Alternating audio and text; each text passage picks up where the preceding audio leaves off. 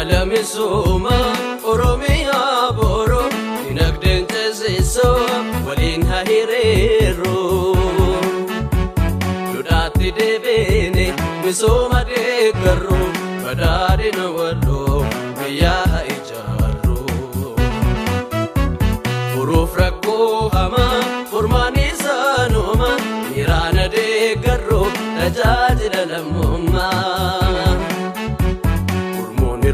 Saba Utuban Sanuma Mirana Tumsinu Tajajila Lamumma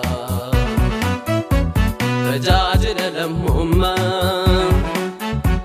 Tumsobalumma Tajajila Lamumma Tajajila Lamumma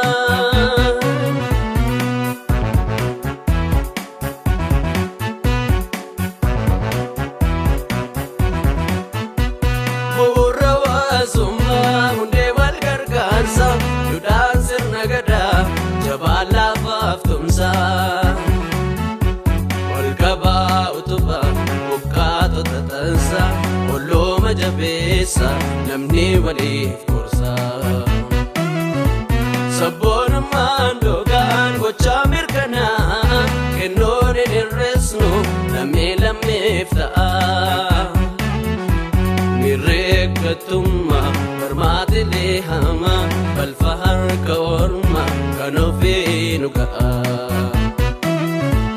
Tajajil lammi tumsa obbolumma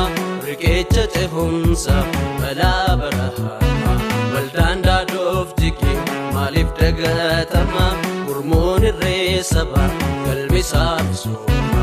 Imammat abiya kanduda ramade Tarsimo kajela danditti nufede Wanofi jabesa utubadi nade Misoma waloti kasadu dabade Misoma waloti Kasadu dabade, misoma wadoti, kasadu dabade.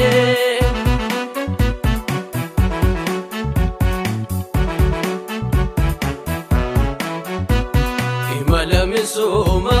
Oromia Boro, Dinagden Teziso, Walin Hahirero. Dudati Debene, misoma de Garo, Badari no Wado. Ya ijaru Urufrako hama Formani sanuma Irana de Garo Tajajila Lamumma Urmuni Resaba Utuban sanuma Mirana Tumsinu Tajajila Lamumma Tajajila Lamumma Tumsa Obbalumma Tajajila Lamumma Tajajila Lamumma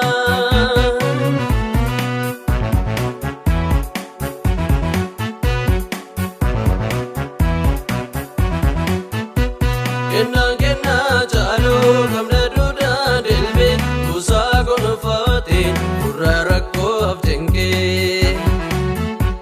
Gachana sirnati Nagenya aftaskabi Mana murti ada Akawadi egi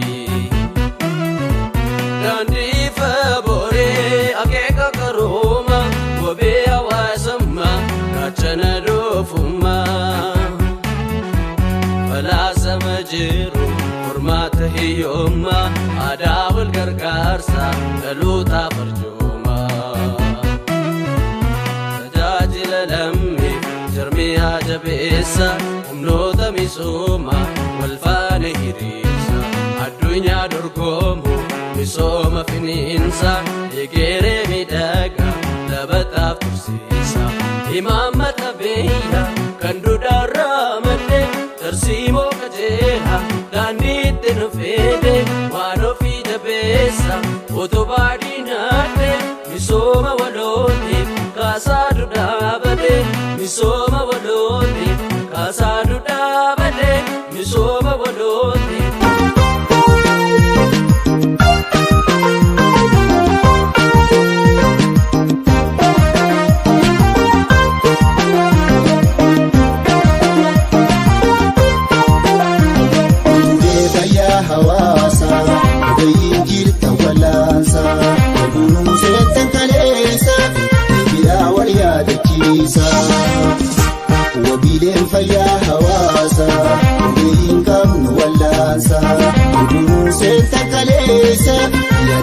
wal yaadachiisa.